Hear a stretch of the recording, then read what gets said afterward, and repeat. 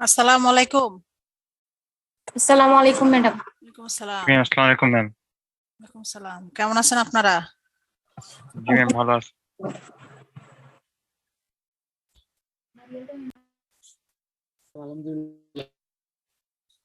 কালকে রাতে একটা লিংক শেয়ার করছিলাম, দেখছিলেন?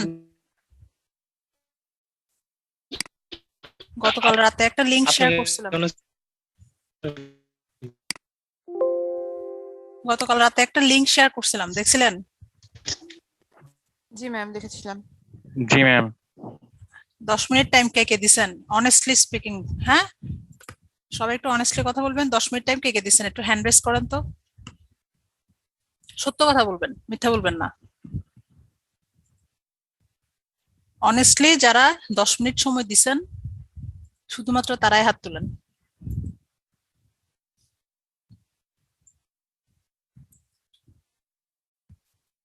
মিথ্যা বলার দরকার নাই, নিজের কাছে সত্য থাকেন, ঠিক আছে?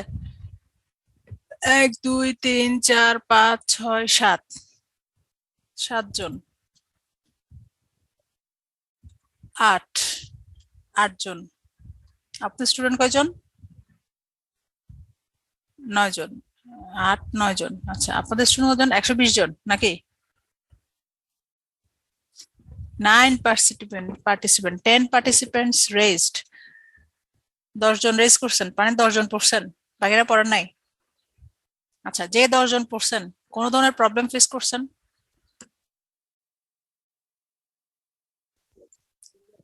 আপনারা কোন ধরনের প্রবলেম ফেস করছেন?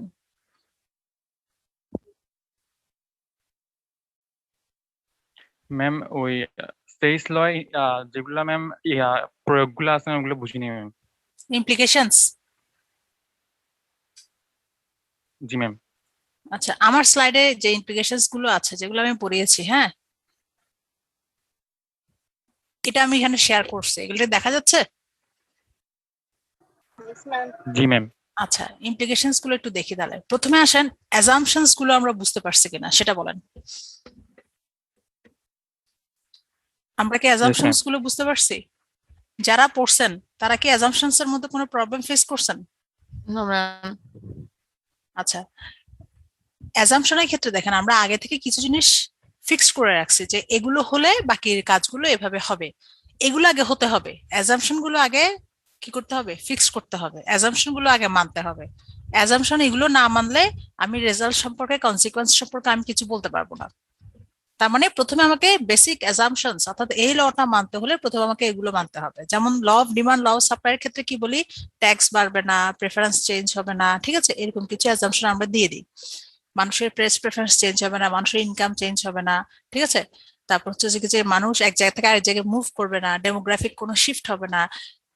এই অ্যাজাম্পশন গুলো আমরা আগে দিয়ে দিই। তারপর আমরা বলি যে কি, যে প্রাইস বাড়লে ডিমান্ড কমবে, প্রাইস কমলে ডিমান্ড বাড়বে। তাহলে এখানেও সেম, এই অ্যাজাম্পশন গুলো আমাকে আগে থেকে ফিক্সড রাখতে হবে। কি অ্যাজাম্পশন ফিক্সড রাখতে হবে? আমরা এখানে ফ্রি এক্সচেঞ্জ ইকোনমি হবে, আমরা এখানে কোনো কিছু চাপিয়ে দেয়া, কেউ কোনো কিছু চাপিয়ে দেয়া অথবা কোনো ইম্পোজ দেয়া, ট্যাক্স দেয়া, এই ধরনের কোনো কিছু নাই। এখানে মানি ইনকাম, মানুষ যা ইনকাম করছে, হাউস হোল্ড ফার্ম যে যা ইনকাম করছে, সেটা ফ্রি ফ্লো থাকবে। কোনো ধরনের ফিক্সড কোনো কিছু থাকবে না যে এই অমুক জায়গায় এত পার্সেন্ট দিতে হবে, তমুক জায়গায় এত পার্সেন্ট দিতে হবে, এত পার্সেন্ট প্রোডাকশনের ক্ষেত্রে খরচ করতে হবে, এ ধরনের কোনো কিছু আপনার ইয়া থাকবে না, ইম্পোজ কোনো কিছু থাকবে না। Savings are equal to investment, অর্থাৎ ইকোনমি থেকে যে টাকাটা সেভিংস হিসেবে বের হয়ে যাচ্ছে, সেই টাকাটা আবার ইনভেস্টমেন্ট হিসেবে ইকোনমিতে ঢুকবে। এবং গভর্নমেন্ট এখানে কোনো ইন্টারফেয়ার করবে না। Government follows the policy of laissez faire. তার মানে হচ্ছে কি, গভর্নমেন্ট লেজিস ফেয়ার মানে কি, লেট এলোন, অর্থাৎ তাকে ছেড়ে দাও। গভর্নমেন্ট এখানে কোনো ইন্টারফেয়ার করবে না। এই ইকোনমিতে গভর্নমেন্টের কোনো আপনার কি থাকবে না, কন্ট্রিবিউশন থাকবে না, কোনো ধরনের কোনো ডিসিশন দিবে না। কোনো জায়গায় মনে করেন যে প্রাইস লেভেল বেড়ে যাচ্ছে, ওয়েজ লেভেল কমে যাচ্ছে, এখন কি হয়, গভর্নমেন্ট বলে যে না, প্রাইস লেভেল এটা, প্রাইস লেভেল গভর্নমেন্ট সেট করে দেয়। ওয়েজ লেভেল কমে যাচ্ছে বেশি, হ্যাঁ, এখন হচ্ছে সর্বনিম্ন মজুরি হচ্ছে এত টাকা, এখন গভর্নমেন্ট ঠিক করে দেয়। ক্লাসিক্যাল ইকোনমিক্সরা বলছে যে এখানে গভর্নমেন্টের এই ধরনের কোনো কি থাকবে না, পলিসি, আপনার রুলস রেগুলেশনস বা স্ট্র্যাটেজি ফর্মুলেট করার মতো কোনো ধরনের কোনো পাওয়ার এখানে গভর্নমেন্টকে দেওয়া হচ্ছে না। এখানে সর্বময় সর্বকর্তা হচ্ছে যে আপনার ইকোনমিতে আপনার প্লেয়াররা যারা আছে, অন্য যারা প্লেয়ার আছে, তারাই কাজ করবে। এখানে কোনো কিছু কেউ নিয়ম কানুন বলে দিতে পারবে না। এটা অটোমেটিক সেলফ অ্যাডজাস্টিং ওয়েতে এটা ঠিক হবে। কোনটা কিছু চেঞ্জ হয়ে গেছে, এটা আবার আগের মতো সাম্যাবস্থায় চলে আসবে এরকম।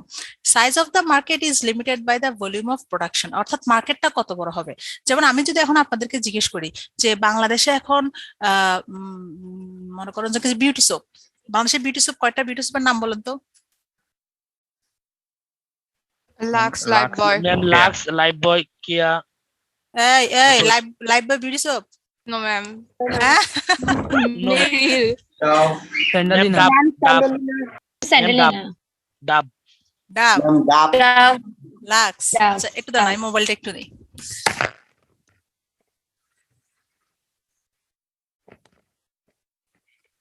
ম্যাম লাইফ বয় কিন্তু প্রোডাক্টকে মডিফাই করে এখন বিউটিতেও নিয়ে আসছে, নিম পাতা তারপর আরো কি কি দিয়ে মানে সেল করতেছে আর কি, যে এটা দিয়ে আচ্ছা। পিম্পলস থাকবে না। আচ্ছা এখন কি আমরা বিউটি সোপের ক্যাটাগরিতে এটা ফেলবো কিনা, এটা একটা ইস্যু। ওরা প্রোডাক্ট লাইনে কি এটা বিউটি সোপের ক্যাটাগরিতে ফেলছে?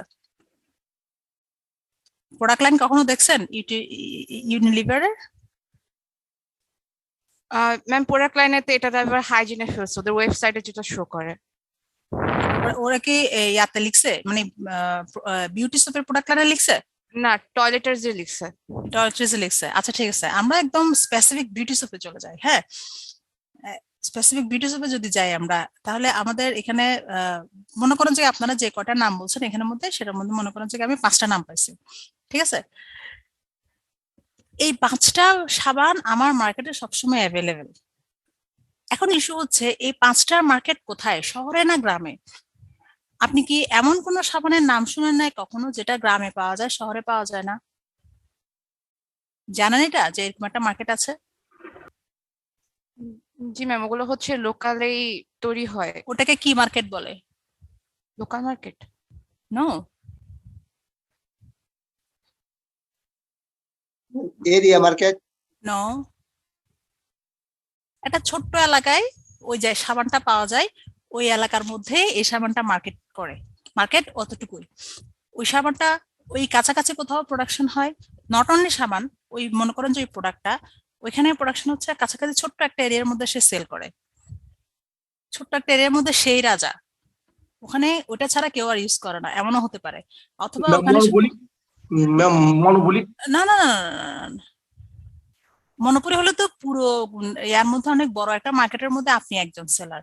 ওখানে হচ্ছে যে ওইটা ছাড়াও আরো সাবান আছে, কিন্তু মানুষজন এলাকার ওই ওই সারাউন্ডিংস এর মানুষজন তারা দেখা যাচ্ছে যে যে তারা ওটাকে প্রেফার করে, অথবা প্রেফার না করলে ওটার একটা মোটামুটি একটা ভালো অবস্থান আছে ওই এলাকায়, সে মোটামুটি একটা রাজার মতো চলে আর কি। লিমিটেড মার্কেট এরকম কিছু।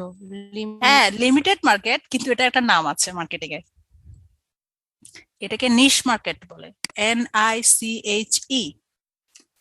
এটাকে নিশ মার্কেট বলে। এটা হচ্ছে ওই নিশ মার্কেট, যেমন 1 নম্বর পচা সাবান নাম শুনছেন?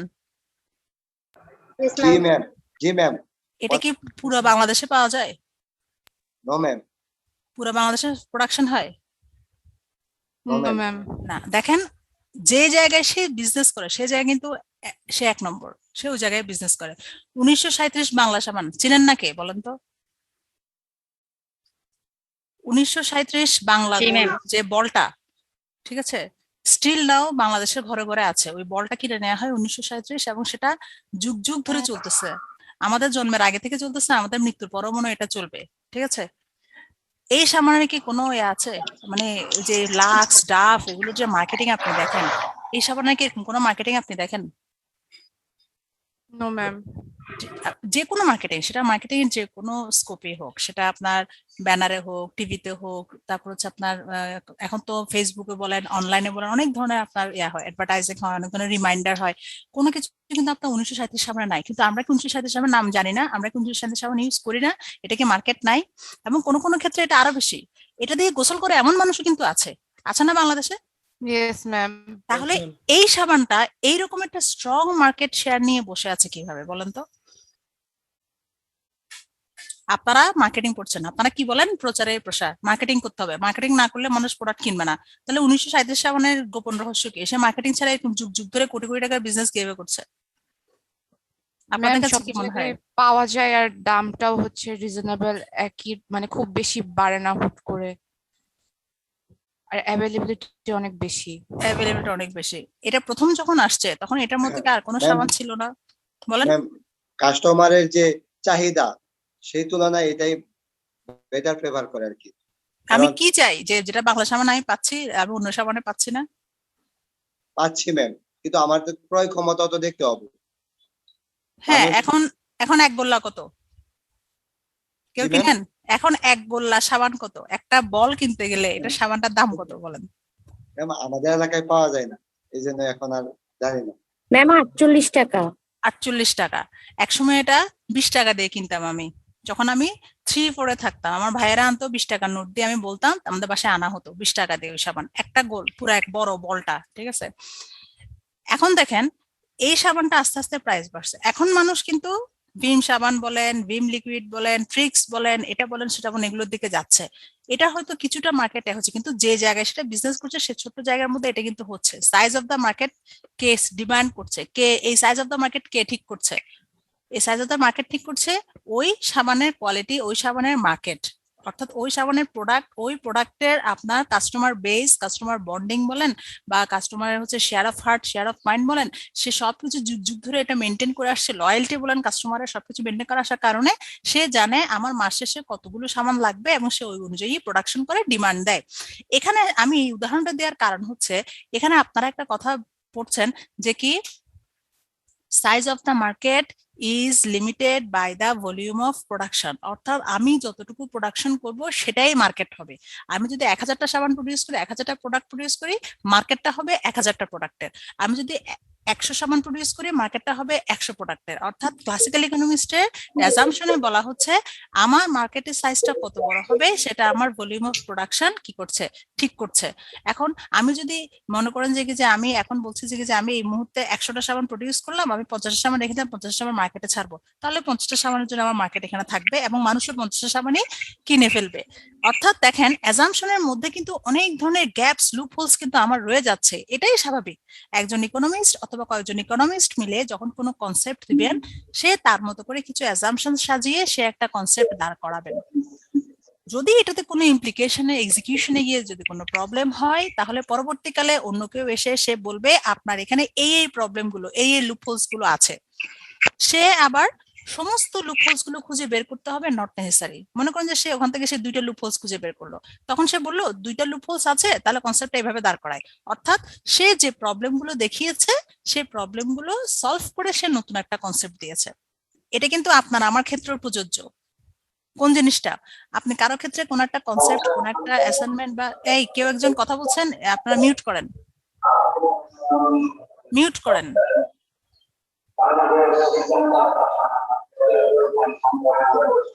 রাকিব মিউট করেন। রাকিব হাসান, এখানে কি রাকিব দুইজন? একজন রাকিব হোসেন, একজন রাকিব 91। রাকিব আপনি কি 2টা ডিভাইস থেকে ইন করছেন? জি ম্যাম। একটা আউট হয়ে যান, এটা আউট হন, এই 91টা আউট হয়ে যান। ওকে ম্যাম, ওকে।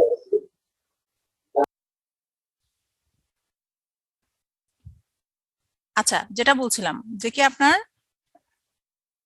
কোন একটা জায়গায় কেউ একজন কোনো কাজ করছে, কোনো প্ল্যান দাঁড় করিয়েছে, আপনাকে সেটা বললো যে আমার এই প্ল্যানটা হচ্ছে এরকম, ঠিক আছে? আপনি খুব সুন্দর করে তার প্ল্যানটা শুনছেন, এবার আপনি তার ফ্লস গুলো খোঁজা শুরু করলেন যে এখানে এটা এরকম, ওটা এরকম, এটা এরকম। নো, আপনি সেটা করবেন না। আপনি খুব সিস্টেমেটিক্যালি তাকে বলবেন এটা মনে হয় এরকম হলে ভালো হতো। আপনি নট অনলি প্রবলেম গুলো দেখাবেন, আপনি একটা সলিউশন দেওয়ার চেষ্টা করবেন। যদি সলিউশন দিতে না পারেন আপনি তাকে বলবেন ভদ্রভাবে যে এটা আমার কাছে মনে হচ্ছে এটা এরকম না হলে এরকম হতো, প্রবলেমটা এরকম হতে পারে, সলভটা হয়তো আমার মাথায় এখন নাই কিন্তু সলভটা তুমি চিন্তা করেও বের করতে পারো। কিন্তু আপনি এমন করবেন না যে এই এটা তো এই প্রবলেম, এই প্রবলেম, এই প্রবলেম, আপনি শুধু প্রবলেম দেখাবেন না। আমি কি বোঝাতে পেরেছি? এটা কিন্তু all works of life, all phases of life আপনার জন্য ইম্পর্টেন্ট। আপনি আরেকজনের শুধুমাত্র ওই ক্রিটিসিজম বা ক্রিটিক হবেন না। ক্রিটিক তখনই হয় যখন সে তাকে কি করে, সে ফ্লস গুলো দেখাচ্ছে, ফ্লস গুলো দেখানোর সাথে সাথে সে কি করছে, সে ফ্লস গুলো দেখানোর সাথে সাথে সে কিন্তু এটা সলভ করার একটা ওয়ে আউট করে দিচ্ছে। তার মানে আপনিও সেম, আপনি যখন কখনো কোনো কোনো প্ল্যানের বা কোনো অ্যাসাইনমেন্টের কোনো কিছু আপনি দেখছেন, আপনি তাকে একটা ফিডব্যাক দিচ্ছেন, সে আপনার কাছে ফিডব্যাক চাচ্ছে, আপনি ফিডব্যাক দিচ্ছেন, আপনি শুধুমাত্র প্রবলেমগুলো আইডেন্টিফাই করবেন না, আপনি সাথে সাথে তাকে একটা সলভ দেওয়ার চেষ্টা করবেন। ইকোনমিক্সের ক্ষেত্রে কোনো কনসেপ্ট দেওয়ার ক্ষেত্রে এটা তো মাস্ট যে আপনি যে ফ্লস গুলো ধরেছেন সেগুলো আবার সলভ করেন, আদারওয়াইজ আপনি ক্রিটিক হতে পারবেন না। আমরা ক্রিটিক তাকেই বলি যে শুধুমাত্র ভুলগুলো ধরে, তা না, ক্রিটিক সেই যে জিনিসগুলো ধরছে এবং পরবর্তীকালে এগুলো সলভ করার জন্য সে কোনো একটা ওয়ে দিচ্ছে। হ্যাঁ, তার ওয়ে গুলো প্রপার সলিউশন নাও হতে পারে, but he is saying something, অর্থাৎ সে তার জায়গা থেকে কিছু একটা বলছে, কোন একটা প্রবলেম সে সলিউশন দেওয়ার চেষ্টা করছে। ক্লিয়ার? ক্রিটিসিজম মানে কিন্তু শুধুমাত্র ধরে ধরে ফ্লস গুলো বের করা না, ঠিক আছে? আচ্ছা, তাহলে এই অ্যাজাম্পশনস গুলো কি সবার কাছে clear? Yes ma'am. Yes ma'am. এখন আমরা আসি যে এই অ্যাজাম্পশনস গুলো ধরে আমরা বলছি যে এখন আমরা ইমপ্লিকেশনসে যাব। আমরা বলছি যে এই ইকোনমিক সিস্টেমটা হচ্ছে সেলফ অ্যাডজাস্টিং, অর্থাৎ অটোমেটিক্যালি এটা চেঞ্জ হবে। কোনো কারণে যদি আপনার প্রাইস লেভেল কমে যায়, সেটা প্রাইস লেভেল মার্কেটে নিজে নিজে আসবে। কোনো কারণে যদি ওয়েজ লেভেল বেড়ে যায়, সেটা ওয়েজ লেভেল নিজে নিজে ঠিক হয়ে যাবে। অর্থাৎ এখানে কোনো কন্ট্রোলিং অথরিটি থাকবে না, কারণ আমরা প্রথমে অ্যাজাম্পশনে বলে দিয়েছি যে এখানে কোনো গভর্নমেন্ট নাই, তার মানে এখানে কোনো কন্ট্রোলিং অথরিটি নাই। তাহলে ইমপ্লিকেশনস করতে গেলে আমার এটা কি হবে, কোনো ধরনের কোনো প্রবলেম হলে, অর্থাৎ যদি আপনার ব্যালেন্সটা ইমব্যালেন্স হয়ে যায়, তখন সেটা আবার ব্যালেন্সে আসবে কিভাবে? সেলফ অ্যাডজাস্টিং ওয়েতে, অটো এটা ঠিক হবে। অর্থাৎ এখানে আমার নতুন কোনো ধরনের কেউ থার্ড পার্টি এখানে এসে ঠিক করবে না। Government should act on the policy of laissez-faire or non-interference in economic activities. এটা ওই প্রথমটারই আপনার রিফ্লেকশন, যে এখানে কোনো কন্ট্রোলিং অথরিটি নাই, এখানে গভর্নমেন্ট কোনো ধরনের ইন্টারফেয়ার করবে না, নন ইন্টারফারেন্স ইন ইকোনমিক অ্যাক্টিভিটিস। ঠিক আছে? থার্ড যে ইস্যুটা, general over production is not possible. কিভাবে সম্ভব? এটা ওভার প্রোডাকশন তো হইতেই পারে,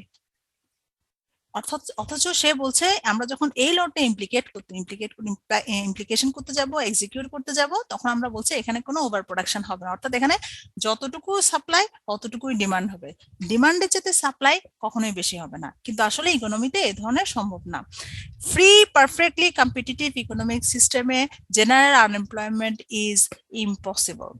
অর্থাৎ সে বলছে এটা free market, perfectly competitive market, কিন্তু এখানে আবার জেনারেল আনএমপ্লয়মেন্ট হবে না।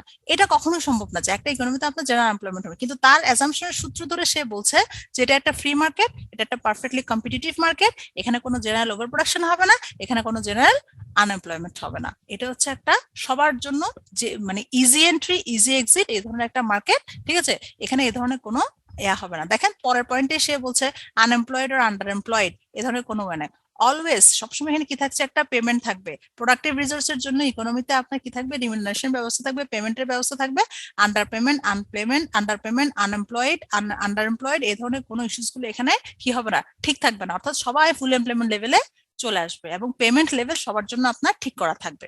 তার মানে auto self adjusting, auto correcting, self adjusting এবং অটো কারেক্টিং এরকম একটা ইকোনমির ধারণা দিয়েছিল ক্লাসিক্যাল ইকোনমিস্টরা। ঠিক আছে? এখন দেখেন আমি বলি যে আমরা এই যে পয়েন্ট ধরলাম, এখানে এবার আস্তে আস্তে এবার ক্রিটিসিজমের মধ্যে আমরা আসি যে আসলে তারা কি করছে, ক্রিটিসিজম কেন হচ্ছে আমার এখানে। ঠিক আছে? আমি একটু স্ক্রিনটা শেয়ার করি, একটা জিনিস এঁকে দেখাই আপনাদেরকে।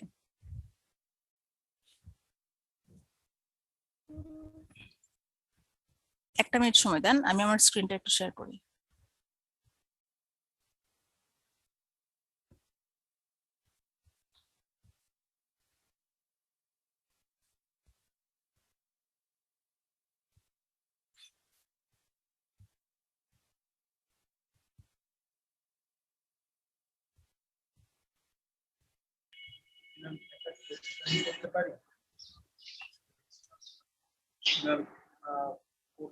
স্কুল অফ থটস একটা জিনিস দেখলাম না, ক্লিয়ার করতে আবার বলেন, বুঝতেছি না।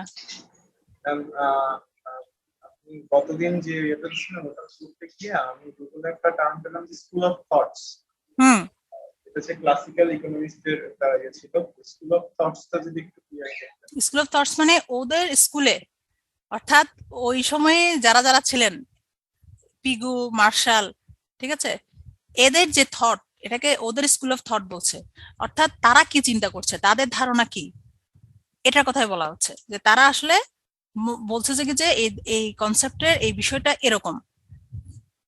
এক মিনিট আমি স্ক্রিনটা শেয়ার করে বলি।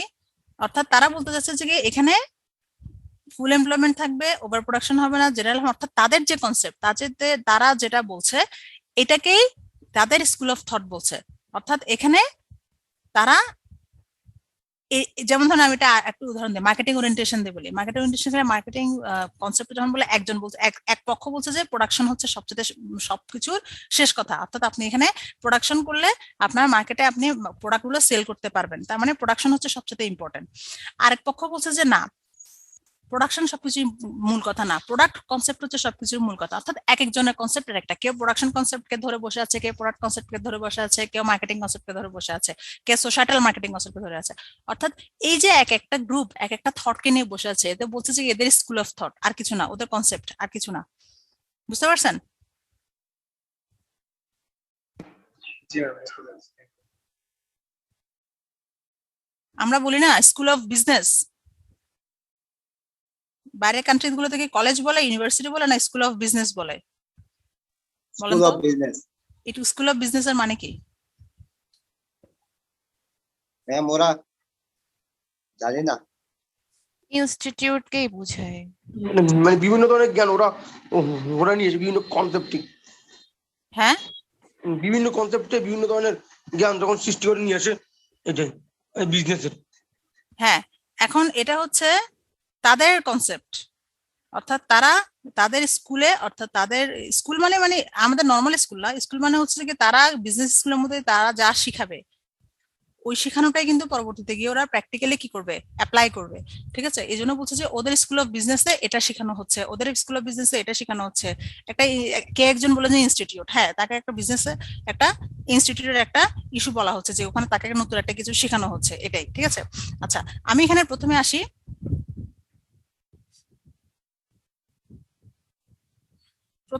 সেটা হচ্ছে যে কি আপনার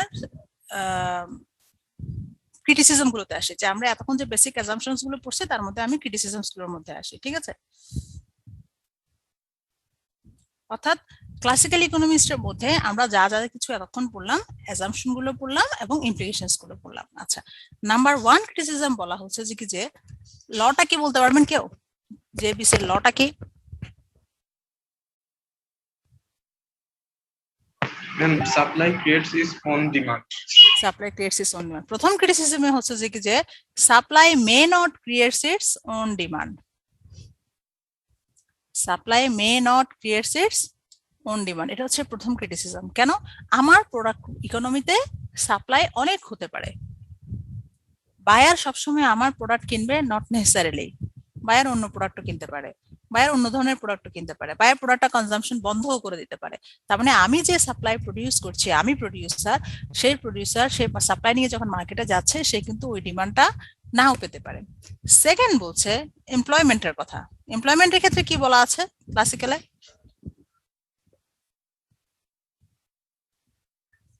সেকেন্ড এমপ্লয়মেন্টের ক্ষেত্রে কি বলা আছে? ওভার এমপ্লয়মেন্ট হবে না বা আনএমপ্লয়মেন্ট হবে না। আর একটা স্পেসিফিক কথা আছে, ফুল এমপ্লয়মেন্ট। ফুল এমপ্লয়মেন্ট। ঠিক আছে, ফুল এমপ্লয়মেন্ট থাকবে সবসময়। ইকোনমিতে ফুল এমপ্লয়মেন্ট কখনো সম্ভব নাও হতে পারে, হয়তো কোন একটা সার্টেন পিরিয়ডের জন্য সেটা ফুল এমপ্লয়মেন্ট হতে পারে, 2 মাস 6 মাস 5 মাসের জন্য হয়তো ফুল এমপ্লয়মেন্ট হতে পারে, আবার দেখাচ্ছে সেটা আনএমপ্লয়মেন্ট হয়ে যেতে, আবার কখনো একেবারে ফুল এমপ্লয়মেন্ট, এই এই এই ইকোনমি কখনোই আপনার ফুল এমপ্লয়মেন্ট চোখে দেখে নাই, এমনও হতে পারে। তাহলে এই ধরনের ইস্যুস গুলো এখানে কাজ করতে পারে। 3 নাম্বার যেটা বলা হচ্ছে যে ওয়েজ লেভেল, অর্থাৎ যে যা কাজ করছে সে তার পরিশ্রম অনুযায়ী সে ওয়েজ লেভেলটা ফিক্সড করা থাকবে, সে ওয়েজ পেয়ে যাবে।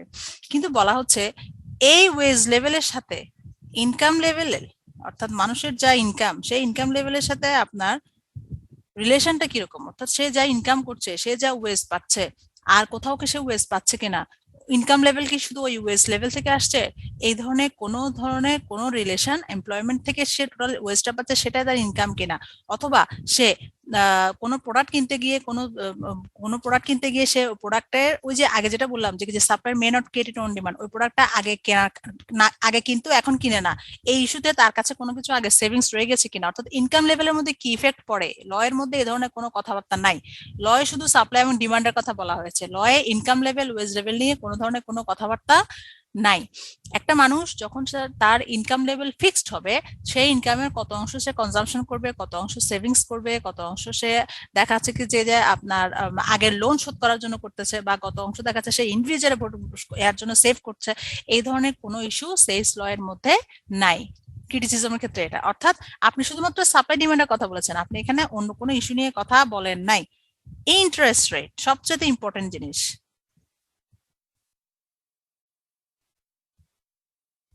এটা নিয়েও কিন্তু কোনো কথাবার্তা বলা নাই। অর্থাৎ একটা ইকোনমিতে সেভিং এবং ইনভেস্টমেন্টকে লিঙ্ক করার জন্য ইন্টারেস্ট রেট একটা বড় ভূমিকা পালন করে, রাইট? তাহলে এই ইন্টারেস্ট রেটটা কত পার্সেন্ট হবে ইকোনমিতে, এই ধরনের কোনো ইস্যুস কিন্তু এখানে বলা নাই। আচ্ছা, এরপর হচ্ছে যে ফ্রি অ্যান্ড পারফেক্ট ইকোনমি, একটা কথা আছে না এখানে, আমরা অ্যাজাম্পশনে পড়েছি না, শুনতে পাচ্ছেন? জি ম্যাম। হ্যাঁ, আসলে কি পৃথিবীতে এমন কোনো কান্ট্রি আছে যে সবসময় ফ্রি এবং পারফেক্ট ইকোনমি পাওয়া যাবে? No ma'am. পারফেক্ট কোনো কিছু কিন্তু কখনো কোথাও নাই, পারফেক্ট কোনো কিছু কোথাও নাই বলেই আমাদের চোখের সামনে সবসময় পারফেক্টের একটা কি থাকে, অবয়ব থাকে, যে পারফেক্ট এরকম হতে হবে, এই জন্য সবসময় আমাদের চোখের সামনে একটা অবয়বটা থাকে, আদারওয়াইজ কিন্তু পারফেক্ট বলে পৃথিবীতে কিছু থাকতো না। ঠিক আছে, ফ্রি এবং পারফেক্ট ইকোনমি অর্থাৎ ইকোনমিতে যা প্রোডাকশন হচ্ছে সেটা সেল হয়ে যাচ্ছে, অটোমেটিক্যালি প্রাইস বাড়ছে না, যখন আপনার ডিমান্ড বেড়ে যাচ্ছে প্রাইস বাড়ছে না, সাপ্লাই বেড়ে যাচ্ছে কমে যাচ্ছে, প্রাইস বাড়া কমা হচ্ছে না। ঠিক আছে, ইকোনমিতে যে যা প্রোডাকশন করছে মার্কেটে নিয়ে আসছে সব সেল হয়ে যাচ্ছে, মার্কেটে আপনি যে প্রোডাক্ট নিয়ে যাচ্ছেন সেটা সেল করে নিয়ে আপনি টাকা ইনকাম করে বাসায় চলে আসতেছেন, একদম যখন যেটা ইচ্ছে সেটা সেল করতে পারছেন। পারফেক্ট কম্পিটিশনে কি যেটা হয়, সেলার বায়ার নেগোসিয়েশন করে বার্গেনিং করে একটা মার্কেট প্রাইস, মার্কেট মেকানিজমের মাধ্যমে প্রাইস লেভেল সেট হয়। ঠিক আছে, সবসময় কিন্তু সব প্রোডাক্টের ক্ষেত্রে এটা হয় না, এটা হচ্ছে আরেকটা ক্রিটিসিজম তাদের ক্ষেত্রে। আচ্ছা, তারপর বলা হচ্ছে যে মানি, অ্যাজাম্পশনে কি বলেছে, money is the mere medium of exchange, money শুধুমাত্র কি এক্সচেঞ্জ করার জন্য। যেমন আগে আপনারা বার্টার সিস্টেম পড়েছেন, বার্টার সিস্টেম কি বলেন তো? ম্যাম আমি চাল দিলে আপনি ডাল দিবেন। দ্রব্যের বিনিময়ে দ্রব্য, এটা বলেন? হ্যাঁ ম্যাম। আচ্ছা, তার মানে আপনার কাছে যেটা আছে এবং আপনার যেটা দরকার এই দুটোর মধ্যে এক্সচেঞ্জ হচ্ছে, রাইট? Yes ma'am. আচ্ছা, ইয়েস ম্যাম। তাহলে এখানে কি টাকার কোনো দরকার আছে কিনা এই বার্টার সিস্টেমে? না ম্যাম। নো দরকার ম্যাম। নাই। No ma'am. ক্লাসিক্যাল ইকোনমিতে বলছে এখানেও সেম, এখানে মানিটা হচ্ছে শুধুমাত্র মিডিয়াম অফ এক্সচেঞ্জ। আমার চাল দরকার, আমি টাকা দিয়ে চাল কিনে আনছি, আপনার ডাল দরকার, আপনি টাকা দিয়ে ডাল কিনে বাসা চলে গেছেন, এটা হচ্ছে শুধুমাত্র মিডিয়াম অফ এক্সচেঞ্জ, এটা ছাড়া টাকার আর কোনো ক্ষমতা নাই। কিন্তু আসলে টাকার আরো অনেক ক্ষমতা আছে, টাকা চাইলে জমিয়ে রাখা যায়, টাকা চাইলে অবমূল্যায়ন করা যায়, টাকা চাইলে মূল্যমান নির্ধারণ করা যায়, টাকা চাইলে আপনি ফরেন কারেন্সিতে কনভার্ট করে আপনি ডোমেস্টিক এনভায়রনমেন্ট বলেন, ন্যাশনাল ইকোনমি বলেন, ডোমেস্টিক ইকোনমি বলেন, ইন্টারন্যাশনাল ইকোনমি বলেন, সব জায়গায় আপনি এফেক্ট ফেলতে পারেন। অর্থাৎ টাকা শুধুমাত্র মিডিয়াম অফ এক্সচেঞ্জ না, যার কারণে কি হচ্ছে, আপনার টাকার ভূমিকাটাকে এখানে পুরোপুরি ক্লিয়ার করে বলা হয়নি। আচ্ছা, ট্রেড সাইকেল, এটা কি বুঝেন?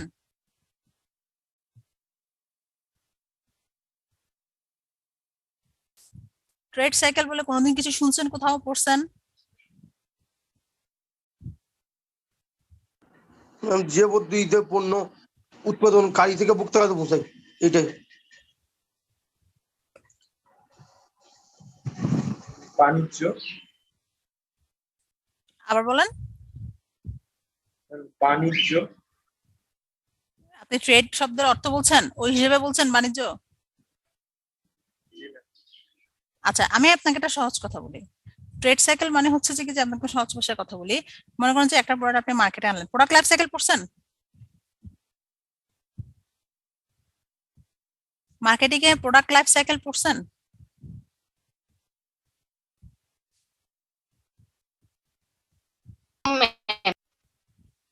হ্যাঁ,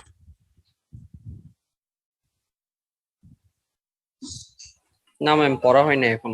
আচ্ছা, একটা প্রোডাক্ট মার্কেটে ঢুকে এটা আস্তে আস্তে আস্তে আস্তে মার্কেটের কাছে গ্রহণযোগ্যতা হয়ে ম্যাচুরিটি লেভেল এসে একেবারে শেষ হয়ে যাওয়া পর্যন্ত এই যে টোটাল বিষয়টা প্রোডাক্ট লাইফ সাইকেল, এরকম একটা বিষয় কনসেপ্ট আপনারা ইয়াতে পড়বেন, মার্কেটিং এ পড়বেন, ঠিক আছে? আমি মনে করেন যে আপনাকে ওখানে নিচ্ছি না, আমি আপনাকে ট্রেডের মধ্যে নিয়ে যাই যে একটা ইকোনমিতে কি হয়, এটা কি প্রোডাক্টটা কি হয়, কোনো সময় সেল বাড়তে পারে, কোনো সময় সেল কমতে পারে, এমনও হতে পারে হঠাৎ করে বেড়ে গেছে আবার কমছে, একেবারে কমে গেছে আবার বাড়ছে। অর্থাৎ কি হচ্ছে, এটা মোটামুটি এই লাইন ধরে, এই ট্রেড লাইন ধরে আপনার এই ট্রেন্ডিং যে লাইনটা ট্রেন্ড লাইন এটাকে বলে, এই ট্রেন্ড লাইন ধরে সে যাচ্ছে না অথবা যাচ্ছে, এমনও হতে পারে। অর্থাৎ এই প্রোডাক্টটা কখনো সেলিং ভালো, কখনো সেলিং খারাপ, কখনো মার্কেট পায়, কখনো মার্কেট পাচ্ছে না, অথবা এমনও হতে পারে সে সারা জীবন এরকম, অর্থাৎ সে এই লাইন ধরেই যায়, হতে পারে না? হাসপাতালে কখনো দেখেন নাই এরকম লাইনগুলো, মনিটরে যে এরকম দেখা যায়, দেখছেন কখনো? জি ম্যাম দেখেছি। এটা ভালো, এটা ভালো নাকি এটা ভালো?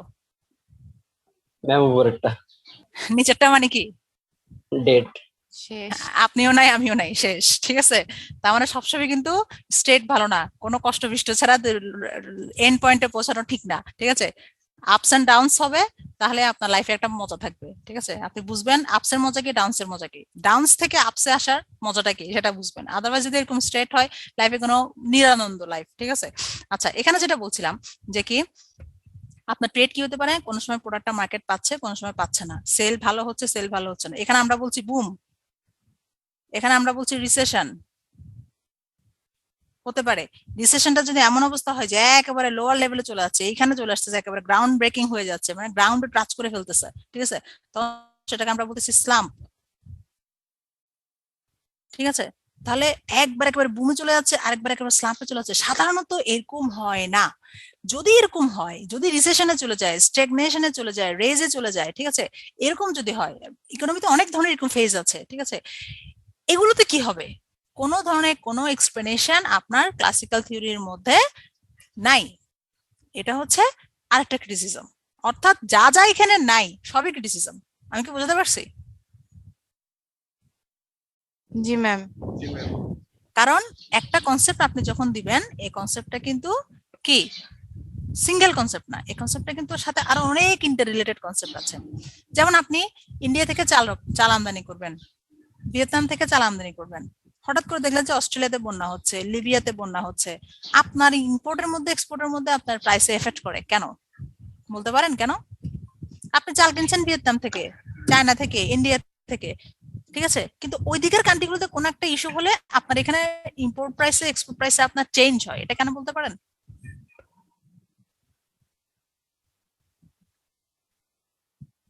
কোনো আইডিয়া আছে? সাকিব, শিহাব, আমি শুনতে পাইনি আপনার কথা। আচ্ছা, মনে করুন আমি ভিয়েতনাম থেকে বা চায়না থেকে বা ইন্ডিয়া থেকে চাল ইম্পোর্ট করব। ইম্পোর্ট করতে গিয়ে আমি যখন প্রাইস সেট করতে যাই, তখন দেখা যায় অনেক সময় শুধুমাত্র ওই কান্ট্রির ইম্পোর্ট প্রাইসের উপরে ডিপেন্ড করে না, এই দুই কান্ট্রির। অন্য কোনো একটা কান্ট্রিতে বন্যা হয়েছে, বা অন্য কোনো একটা কান্ট্রিতে ওভার প্রোডাকশন হয়েছে, বা অন্য কোনো একটা কান্ট্রি এই মুহূর্তে ইম্পোর্ট করবে না, বা অন্য কোনো একটা কান্ট্রি এই মুহূর্তে ইম্পোর্ট করবে, ঠিক আছে? তখন আমার আপনার যে ইম্পোর্ট এক্সপোর্টের বিজনেস, এখানের মধ্যে একটা এফেক্ট করতেও পারে। কিভাবে করবে বা কেন করবে বা আদৌ করবে কিনা বলেন তো? ম্যাম ইন্টারন্যাশনাল বিজনেস পলিসির কারণে, হ্যাঁ, রি-এক্সপোর্টের মাধ্যমে, রি-এক্সপোর্টের কারণে। রি-এক্সপোর্ট মানে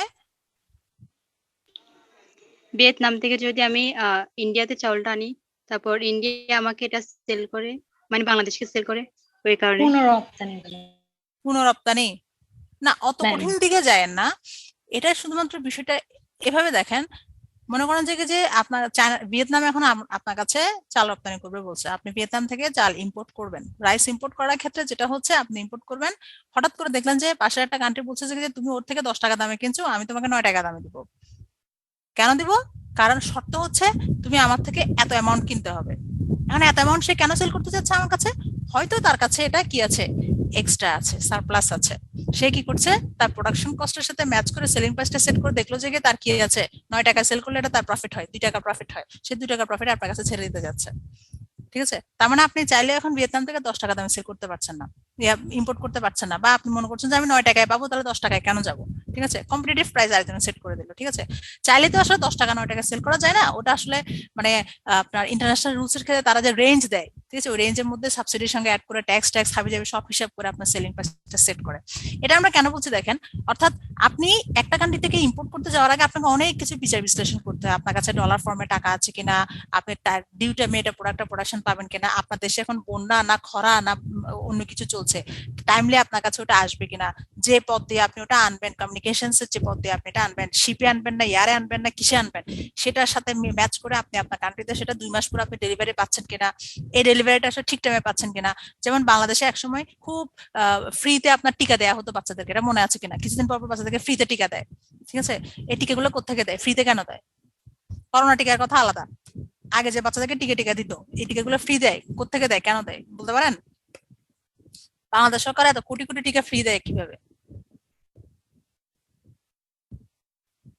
আপনাদের কখনো কারো কাছে মনে প্রশ্ন আসে নাই যে আমাকে এত টাকার টিকাগুলো ফ্রি কেন দিচ্ছে? বাইরে কান্ট্রি থেকে ম্যাম বাইরের কান্ট্রি থেকে স্পন্সর আছে। ওরে বাবা, বাইরে কান্ট্রি থেকে স্পন্সর। আর আনিকা কিছু বলতে চাচ্ছিলেন? ম্যাম আগে তো ডেট রেট অনেক বেশি ছিল চাইল্ডের ওই যে প্রবলেম গুলো, সেই জন্য হচ্ছে বাইরের এনজিও তারপর অন্যান্য জায়গা থেকে মেনলি ডোনেশন আসতো। তো এখন তো যেহেতু পুরস্কার পাচ্ছে সেই হিসাবে জিনিসপত্রগুলো অনেকটা কমে গেছে। আচ্ছা, এখন যদি এমন হয় আপনার কাছে ইত্যাদি দেখেন? জি ম্যাম। আচ্ছা, ইত্যাদিতে মাঝে মাঝে কিছু কৌতুক দেখায়। একদিন রাতে 12টার সময় দেখলেন মা চিৎকার করে ঘরের সবাইকে ডেকে তুলে ফেলতেছে, রাত 12টা বাজতেছে, অল্প কয়েক মিনিট বাকি, সবাইকে ডেকে তুলে ফেলছে চিৎকার করে। কেন? কারণ ফ্রিজে যে জুস গুলো রয়ে গেছে সেই জুসের মেয়াদ 12টা বাজে শেষ। 12টার মধ্যে সবাইকে ঘুম থেকে ডেকে তুলে সেই জুস খাওয়া শেষ করে ফেলবে, আদারওয়াইজ এই জুস গুলো ফেলে দিতে হবে। বুঝতে পারছেন? জি ম্যাম।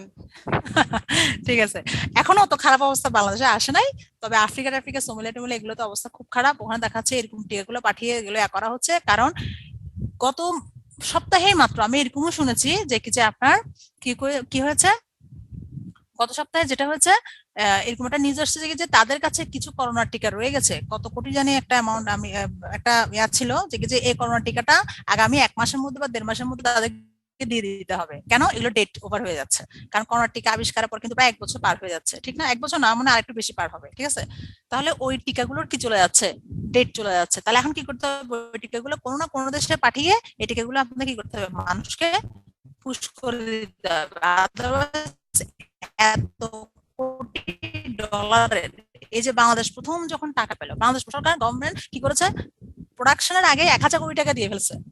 প্রোডাকশনের আগে 1000 কোটি টাকা দিয়ে ওটা বুকিং করেছে যে আমার জন্য এত লাখ টিকা রাখবেন, আমি 1000 কোটি টাকা আপনাকে অ্যাডভান্স দিচ্ছি। এটা নিয়ে অনেক সমালোচনা হয়েছে, কিন্তু আমাদের সরকার একটা ফ্যান্টাস্টিক হচ্ছে যে আমি আগে টিকা চাই। তাহলে সে কি করেছে, 1000 কোটি টাকার আগে পে করে ফেলেছে, পে করে বলছে আমাকে এখন টিকা দেন। হ্যাঁ, এরপরে হয়তো টিকা পাওয়া নিয়ে গরমিশি হয়েছে বা একটু দেরি হয়েছে, ওটা পরের হিসাব, কিন্তু টাকা দিয়েছি, টুমোরো আমি টিকাটা পাবো, আমার মানুষ টিকাটা পাবে, লাখ লাখ মানুষ এখন টিকা দিচ্ছে, ঠিক আছে, তারা টিকাটা সে পাবে। তার মানে হচ্ছে আপনি, এটা একটা ইস্যু। সেকেন্ড ইস্যু হচ্ছে যে আমি যেটা বললাম যে ডেটটা আপনাকে মাথায় রাখতে হবে। এই যে আমি এখন বলছি ইসলাম বুম রিসেশন, ঠিক আছে, এগুলো আপনার ডেটের সাথে খুব রিলেটেড, এক প্রোডাক্টের সঙ্গে আরেক প্রোডাক্ট রিলেটেড। চায়ের দাম বেড়ে গেলে কফির দাম কমে যাচ্ছে, কফির দাম বেড়ে গেলে চায়ের দাম কমে যাচ্ছে, অর্থাৎ ইন্টার রিলেটেড ইস্যুস। ইকোনমিক্সটা হচ্ছে একেবারে ওতপ্রোতভাবে জড়িত, একটার সঙ্গে একটা রিলেটেড, ঠিক আছে। তাহলে এই ওতপ্রোতভাবে জড়িত একটার সঙ্গে একটা রিলেটেড, এই যে সাপ্লাই ডিমান্ডের এত কানেকশন, এটার মধ্যে এসে আপনি শুধুমাত্র supply creates its own demand, এই একটা সিম্পল স্টেটমেন্টে তো আপনি পুরো একটা ইকোনমিকে ডিফাইন করতে পারেন না।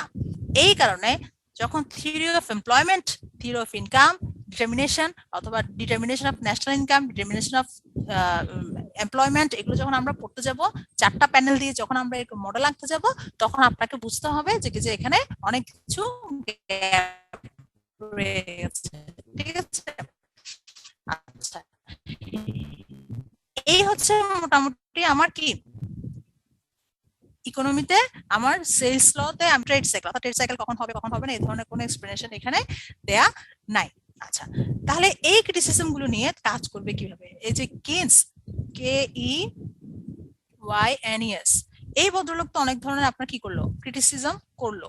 এখন তাকে একটা নিজে একটা কনসেপ্ট দিতে হবে, যেহেতু সে এখানে ইয়াগুলো করেছে, ফ্লস গুলো সে খুঁজে বের করেছে, তখন সে নিজে একটা কি করে ইনকাম এন্ড এমপ্লয়মেন্ট ডিটারমিনেশনের জন্য একটা দেয়, থিওরি দেয়। এটাই আমরা পড়বো। তবে তার আগে দেখতে হবে ক্লাসিক্যাল ইকোনমিস্টরা এই ইনকাম এবং এমপ্লয়মেন্টের জন্য কি থিওরি দিয়েছিল এবং সেটা কিভাবে আপনার এক্সপ্লেন করা যায়, এটা আপনাকে আগে দেখতে হবে। ক্লাসিক্যাল ইকোনমিস্টরা কি দিয়েছিল এবং কিনস এখানে কি দিয়েছিল।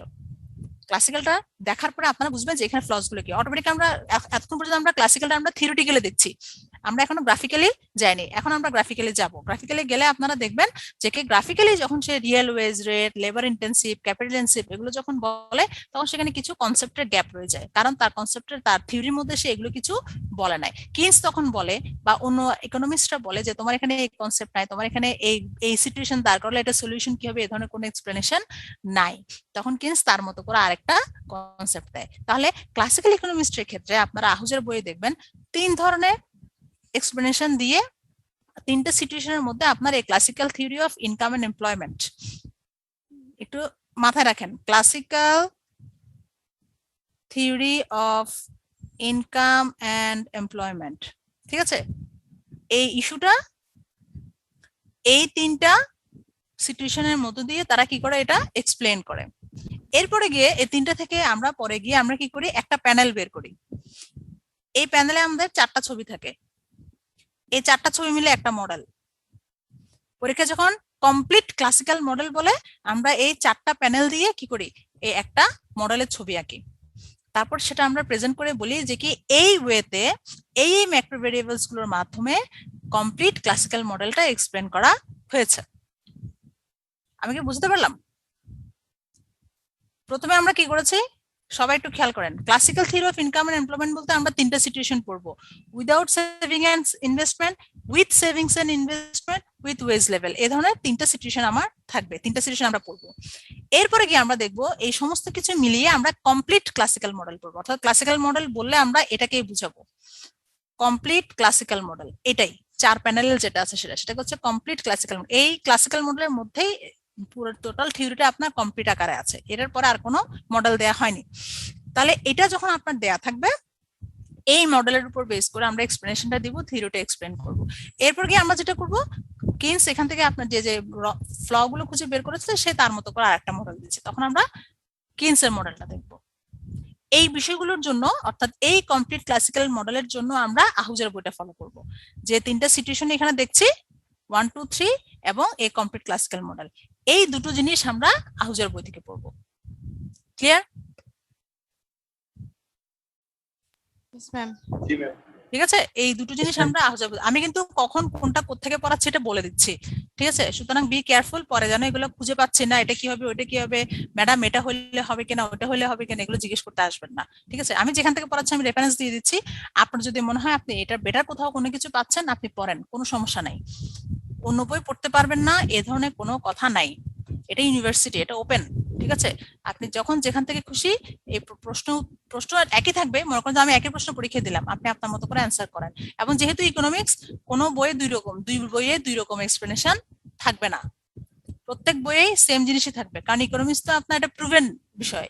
এটা এমন যদি হতো যে 2 আর 1 5 আর 2 আর 1 3 দুইটা 2 রকম আনসার হতে পারে, তাহলে আপনার আনসার 2 রকম হতো। কিন্তু ইকোনমিক্স ম্যাথ এগুলো তো প্রুভেন, এখানে 2 রকম আনসার হওয়ার কোনো সুযোগ নাই। প্রেজেন্টেশন ডিফারেন্ট, ঠিক আছে?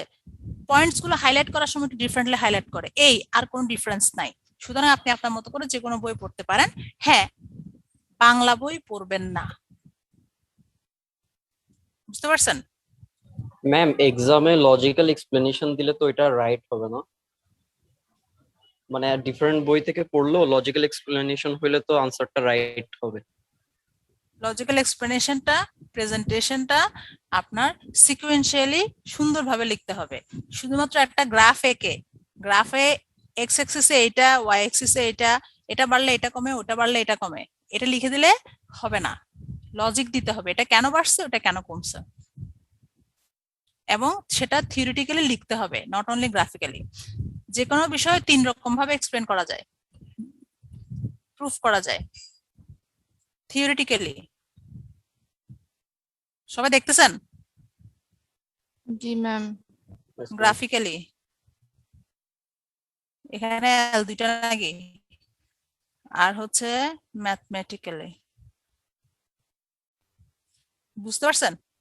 সাধারণত ইকোনমিক্সে আমরা গ্রাফিক্যালি এবং থিওরিটিক্যালি এই দুটো করি, ম্যাথমেটিক্যালি আমরা করি, তবে আপনাদের ফার্স্ট ইয়ার হিসেবে আমরা ম্যাথমেটিক্যালি এটা কম পড়াই। যেমন ডিমান্ড স্কেজুয়াল কিন্তু আপনারা পড়েছেন ম্যাথমেটিক্যালি। ডিমান্ড স্কেজুয়াল কি বলেন তো?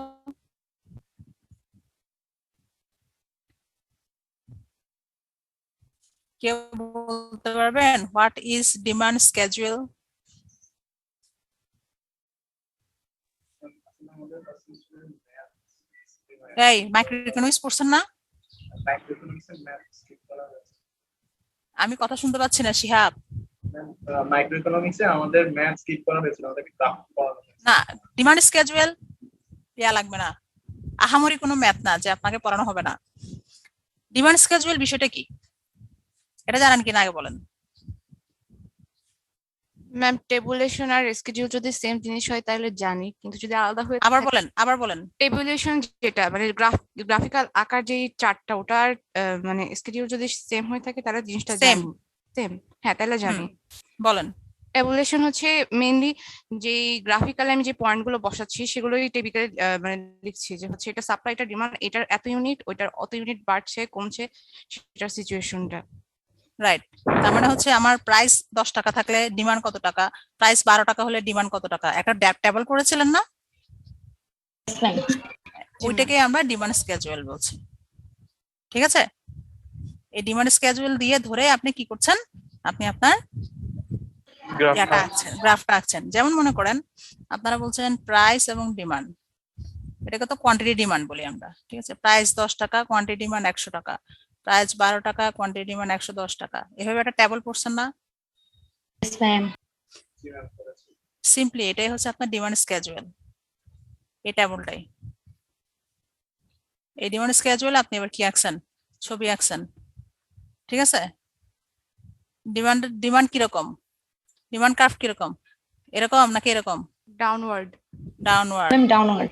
আচ্ছা, এইরকম না? এদিকে প্রাইস, এদিকে কোয়ান্টিটি ডিমান্ড, ঠিক না? নিচে কোয়ান্টিটি ডিমান্ড, ম্যাম নিচে কোয়ান্টিটি ডিমান্ড, উপরে প্রাইস। ওরে বাবা, এত স্ট্রং প্রোটেস্ট সবার কাছ থেকে, এত ভালো শিখছেন। ম্যাম এটাই শিখেছিলাম, এটা থেকে কোনো কোশ্চেন আসে নাই পরীক্ষায়। আচ্ছা, যেটা ভালো করে শিখবেন ওটাই পরীক্ষায় আসবে না, এবং ওটাই সারা জীবন মনে থাকবে, এটাই মনে রাখবেন। ঠিক আছে, আচ্ছা। একবার ফার্স্ট ইয়ার এরকম হয়েছিল, আমি একটা ক্লাস নিয়েছিলাম, এরকম আঁকিবুকি করে অনেক কিছু পড়ালাম, মাইক্রো ইকোনমিক্স পড়াতাম তখন। ঠিক আছে, ওরা তো সবাই ঠাস ঠাস করে ক্লাসে উত্তর দিচ্ছে, পড়তেছে, কারণ ওরা বুঝতেছে পারতেছে পড়লো। ঠিক আছে, ওটার অ্যাসাইনমেন্টও দিলাম, ওরা ধুমধাম করে আসছে। তারপর সেকেন্ড ক্লাসে গেলাম, সেকেন্ড ক্লাসে গিয়ে বললাম আজকে চ্যাপ্টার শুরু। বলছে ম্যাডাম চ্যাপ্টার শুরু মানে আগে চ্যাপ্টার শেষ? আমি যে না, আজকে ওই চ্যাপ্টারটা শুরু। ওরা সবাই মাথায় হাত দিয়ে বসে আছে, এত কষ্ট করে এত কিছু পড়লাম, অ্যাসাইনমেন্ট রেডি করলাম, প্রিপারেশন নিলাম। ঠিক আছে, এগুলো কোনো কিছু না? বলছে না, এগুলো কোনো কিছুই না, আমার চ্যাপ্টার আজকে থেকে শুরু। ঠিক আছে, তো সো মাঝে মাঝে এগুলো শিখতে হয়, কারণ এগুলো হচ্ছে বেসিক। ঠিক আছে, এগুলো না থাকলে আপনি পরে এগুলো বুঝতেন না, এগুলো ভালো করে বুঝেছেন বলে আপনি পরেরগুলো ভালো করে বুঝেন। ডিমান্ড স্কেজুয়াল থেকে, এটা ডিমান্ড স্কেজুয়াল, এখান থেকে আপনি গ্রাফিক্যালি ডিমান্ড কার্ভটা আঁকলেন, ডিডি কার্ভ, ঠিক না? ডিডি মানে ডেসিডেল না, ডিডি মানে আমার ডিমান্ড কার্ভ। ঠিক আছে, এটা আপনি গ্রাফিক্যালি এখানে প্রেজেন্ট করলেন। ম্যাথমেটিক্যালি একটা ফাংশন পড়েছেন আপনি, এটাকে কি বলে, কোয়ান্টিটি। এটা একটা ইকুয়েশন আছে না, ডিমান্ড ফাংশন একটা ইকুয়েশন কি, a প্লাস bx এর একটা আছে না, এরকম একটা ইকুয়েশন আছে না ম্যাথমেটিক্যালি। ডিমান্ড ইকুয়েশনটা কি মনে আছে? 100 minus 2p বা 5p। ওই তো, মানে আপনি প্রাইসটা এত বসিয়ে এটা a প্লাস bx নাকি y মাইনাস bx, একটা এই ধরনের একটা আছে না, ডিমান্ড ফাংশনের একটা ম্যাথমেটিক্যাল একটা টার্ম আছে না, y minus bx। এটাই তো নাকি? এরকম একটা ইকুয়েশন আপনারা পড়েছেন ডিমান্ড স্কেজুয়াল পড়ার সময়, ওইটাই হচ্ছে ম্যাথমেটিক্যালি আপনি প্রুফ করেন। তার মানে দেখেন, আপনি প্রথমে থিওরিটিক্যালি আসছেন, থিওরিটিক্যালি আসার পর আপনি স্কেজুয়াল করলেন, স্কেজুয়াল করে গ্রাফিক্যালি পড়লেন, তারপর আপনি আবার ম্যাথমেটিক্যালি করলেন। ওই যে দেয়া থাকে প্রাইস হচ্ছে এত, কোয়ান্টিটি ডিমান্ড কত হবে, 2 লাইনের ম্যাথগুলো করেন নাই? জি ম্যাম, বুঝছি। ওইটাই তো ম্যাথমেটিক্যালি, এই তো, আর কিছু না, এর কঠিন কিছু না। আপনি ম্যাথমেটিক্যালি ডিমান্ড, ল অফ ডিমান্ডটাকে আপনি এক্সপ্লেন করছেন, ম্যাথমেটিক্যালি আপনি এটাকে বের করছেন যে কোয়ান্টিটি ডিমান্ডের সঙ্গে কোয়ান্টিটি সাপ্লাই কি সমান নাকি সমান না, এটা খুঁজে বের করছেন না, এরকম অঙ্ক করছেন না? হ্যাঁ, এটাই, আর কিছু না, ম্যাথমেটিক্যালি এতটুকুই। ইকোনমিক্স হচ্ছে আপনার মজার জিনিস, ঠিক আছে? জাস্ট থিওরিটিক্যালি বুঝবেন, গ্রাফিক্যালি প্রেজেন্ট করবেন, গ্রাফিক্যালি যা আপনি বুঝছেন সেটা অনুযায়ী আপনি কি করছেন, ম্যাথমেটিক্যালি করে দিচ্ছেন। যেমন আপনি এখানে কিউডি ইকুয়াল টু কিউএস বলছেন, এই কিউডি ইকুয়াল টু কিউএস কখন হয়? এ দেখেন, ডিডি কার্ভ, এসএস কার্ভ, এখানে প্রাইস, তাহলে এই ইন্টারসেকশন পয়েন্টটাতে কিউডি ইকুয়াল টু কিউএস না? Yes ma'am. জি ম্যাম। তাহলে এটা কি কঠিন কিছু? এটা আপনারা পারেন না? জি ম্যাম পারি। তাহলে পারেন, ম্যাথ থিওরিটিক্যালিও পারেন, গ্রাফিক্যালিও পারেন, ম্যাথমেটিক্যালিও পারেন, সবই পারেন, কিন্তু আসলে বুঝেন না যে কোনটা কোনটা আমি বলতে হবে, ঠিক না? জি ম্যাম। এটা পড়তে পারবেন, একটু সময় দিবেন, এই যে কালকে 10 মিনিট দিলেন, আজকে আবার 10 মিনিট দিবেন, ঠিক আছে? বিভিন্ন অ্যাঙ্গেল থেকে পড়ার চেষ্টা করবেন, এবং সবচাইতে ইম্পর্টেন্ট হচ্ছে শেয়ার করবেন, একজন আরেকজনকে বলবেন, আচ্ছা আমি তো এটা শিখছি, এটা এরকম। আপনি 2 মিনিট ব্রিফ করলেন তাকে, সে আপনাকে 3 মিনিট ব্রিফ করলো বা 1 মিনিট ব্রিফ করলো, তাহলে দেখেন দুটো মিলে 3 মিনিট বা 4 মিনিট একটা ব্রিফ হয়ে গেল, ঠিক আছে? আপনি যা জানতেন সেটা ওকে জানালেন, ও যা জানতো আপনাকে জানালো, দুজনে মিলে আপনারা 4 করেই জেনে গেলেন, একজন 2 জানতো, আরেকজন 1 জানতো বা 2 জানতো, দুজনে মিলে 3 অথবা 4 শিখে ফেললেন।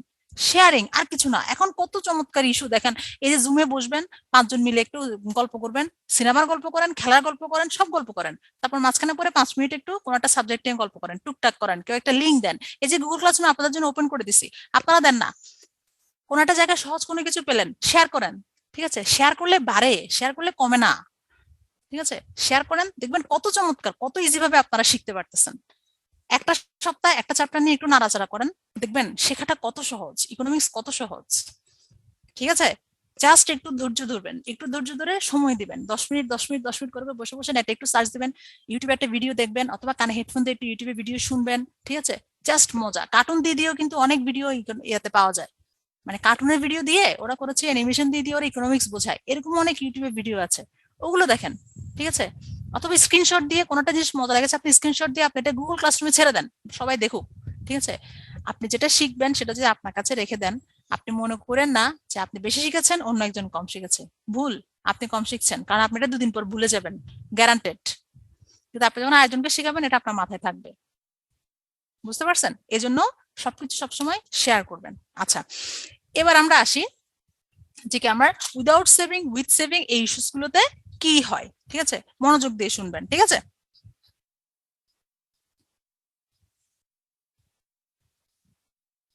এই ছবিটা আঁকেন।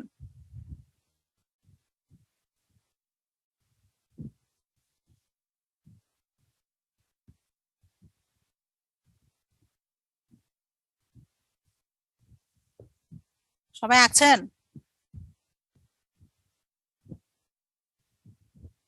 আপনারা সবাই আঁকছেন? জি ম্যাম আঁকছি। Yes ma'am. দেখি একটু ভিডিও অন করেন তো আপনারা, আজকে আপনাদের চেহারা দেখি নাই ঘুম থেকে উঠে। আমার স্টুডেন্টরা কেমন আছে একটু দেখি। রাকিবুল হাসান, এখন নাকি কঠিন লাগে?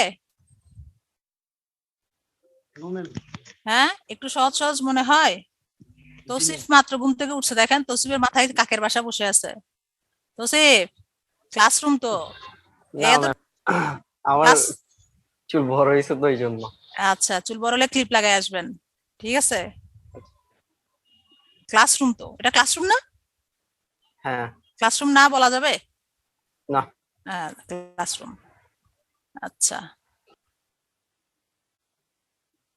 রিদিয়াতুন জান্নাত আছেন?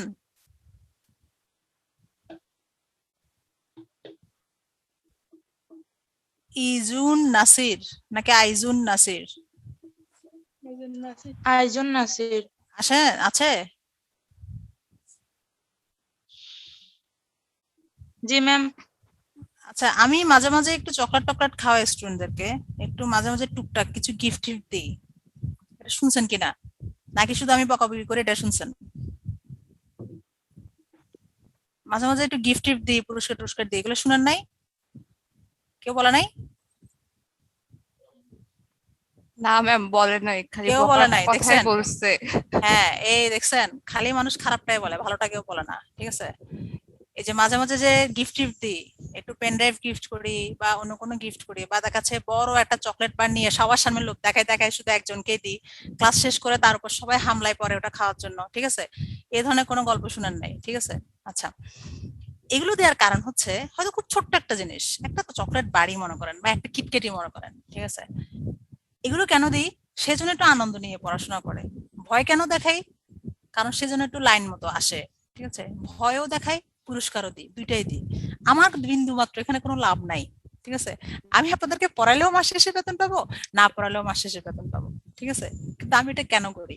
আমি চাচ্ছি আমি যাদেরকে পড়াচ্ছি তারা যেন একটু সিরিয়াস হয়, 2 দিন একটু ঠিক মতো পড়ুক, 3 দিনের দিন একটু ঠিক মতো আসুক। ঠিক আছে, আপনারা আপনাদের মতো একটু সিরিয়াস হন। এই যে দেখেন, কালকে ছিল 53 জন, আজকে হয়ে গেছে 41 জন। ঠিক আছে, তার মধ্যে এটা 43-44 পর্যন্ত গেছিল, এটা আবার 41 হয়ে গেছে। ঠিক আছে, এটা কেন? ঠিক আছে, অনলাইনের প্রতি আপনাদের এত অবহেলা কেন? সামনে 2 দিন পরে আপনাকে আর ঢাকা চিটাং করে করে ভাইবা দিতে হবে না, চাকরি ইন্টারভিউ এই অনলাইনেই হবে। আপনি যে ফেসবুক প্রোফাইল মেনটেন করেন, এই প্রোফাইলটা দেখে দেখে আপনাকে চাকরি দিবে। আপনার প্রোফাইল দেখে দেখবে আপনার পার্সোনালিটি কেমন। ঠিক আছে, গুগল অ্যানালিটিক্স বলে একটা শব্দ আছে, কখনো শুনেছেন? গুগল অ্যানালিটিক্স নাম শুনছেন কখনো? জি ম্যাম। জি ম্যাম। ওয়েব অ্যানালিটিক্স নাম শুনছেন কখনো? আপনার আইপি অ্যাড্রেস দিয়ে ঢুকে অথবা আপনার ইমেল আইডি দিয়ে ঢুকে অথবা আপনার ফেসবুক আইডি দিয়ে ঢুকে এটাও দেখা যায় যে আপনি কোন পেজগুলো সার্চ করছেন, কোন পেজে কতক্ষণ স্টে করেন, আপনার কোন সাবজেক্টের প্রতি ইন্টারেস্ট বেশি, এগুলো সবকিছু বের করা যায় একটা ক্লিকে মাত্র। ঠিক আছে, একটা ক্লিকে। এই যে আপনারা বিভিন্ন ওয়েবসাইট ঢুকেন না কোনো প্রোডাক্ট কেনার জন্য, কতক্ষণ ক্লিক বিডিতে ঢুকেন, কতক্ষণ দারাজে ঢুকেন, কতক্ষণ বিক্রয়.com এ ঢুকেন, আপনি কম্পেয়ার করেন প্রোডাক্টের মধ্যে কোন পেজে আপনি কতক্ষণ থাকেন, এটাও বের করা যায়। একটা ওয়েবসাইটে ঢুকে ওখানে অনেকগুলো হেড থাকে, ওখানে ওই হেডের ভিতরে আরেকটাতে ক্লিক করেন, ওই হেডের ভিতরে আরেকটাতে ক্লিক করেন, আপনি আস্তে আস্তে ওয়েবসাইটের ভিতরে সার্চ করে করে ঢুকেন না, প্রত্যেকটা হেডের প্রত্যেকটা পেজের ভিতরে আপনি কত সেকেন্ড থাকেন এটাও কিন্তু রেকর্ড হয়, এটা জানেন কিনা? এবং আপনি কোন পয়েন্টে কোন জায়গায় কোন লোকেশনে কয়টা বাজে ঢুকেছেন, কত সেকেন্ড ছিলেন, কয়টা বাজে বের হয়েছেন, সব বের করা যায়। তাহলে যিনি চাকরি দিবেন আপনাকে, তার জন্য এগুলো হচ্ছে কি আপনার 3 থেকে 4 মিনিটের কাজ বের করা, তাহলে সে আপনার 14 জেনারেশনের হিস্ট্রি তো 1 সেকেন্ডে বের করে ফেলতে পারতেছে। তাহলে আপনি কেন মনে করতেছেন যে আপনি অনলাইনে নাই, অথবা আপনি অনলাইনে আছেন, অথবা আপনি আনস্মার্ট, অথবা আপনি এটা জানেন না ওটা জানেন না? ঠিক আছে, আমি বলি না যে আপনাকে 4 পেতে হবে, 4 আউট অফ 4 মানুষ পায় না, ওটা মানুষের পক্ষে পাওয়া সম্ভব না। সে যদি এটা পায় তাহলে সে মহামানব বা মহাপুরুষ। ঠিক আছে, মহানারী। ঠিক আছে, কিন্তু আপনারা মহাপুরুষ মহানারী মহামানব হওয়ার দরকার নাই। মিনিমাম যেটা আপনার স্ট্যান্ডার্ড 3.5 3.6 বা 3.7 ওটা নিয়ে আসেন, নিজের একটা স্যাটিসফ্যাকশন করেন। ঠিক আছে, আর কিছু না, এতটুকু করেন। যে ছবিটা আঁকলাম, ঠিক আছে, এটা একটু খেয়াল করেন, এটার উপরের দিকে আমি বলছি আনএমপ্লয়মেন্ট, পরে দিদাকে বলো, যেটা হচ্ছে উপরে যেটা হচ্ছে আনএমপ্লয়মেন্ট, এখানে আমরা বলছি আনএমপ্লয়মেন্ট, এখানে বলছি এক্সেস ডিমান্ড।